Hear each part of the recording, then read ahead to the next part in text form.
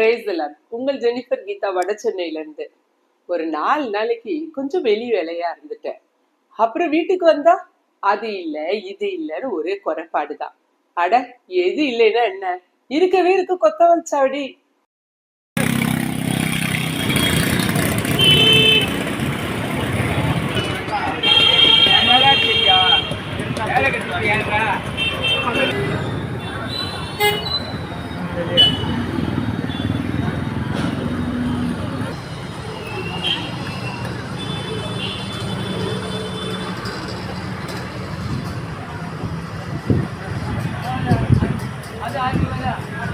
ஆமாங்க, வட சென்னையில ரொம்ப பிரசித்தியான இடம்.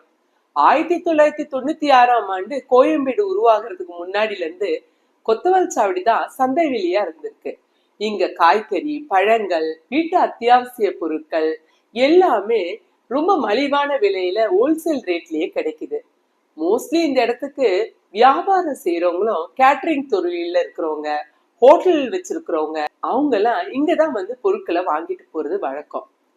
அங்கதான் நானும் போயிருந்தேன். வீட்டு மளிகை சாமான் வாங்குறதுக்கு வட சென்னையில இருக்கிற பெண்கள் மோஸ்ட்லி இந்த இடத்துக்கு போறது பழக்கமா வச்சிருக்கிறாங்க.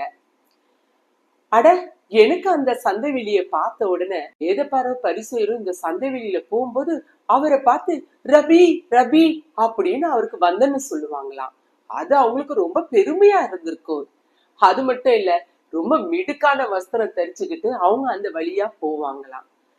அட, இன்னைக்கு நம்மளோட வாழ்க்கைய பார்த்துதான் ஜனங்க எடை போடுறாங்க.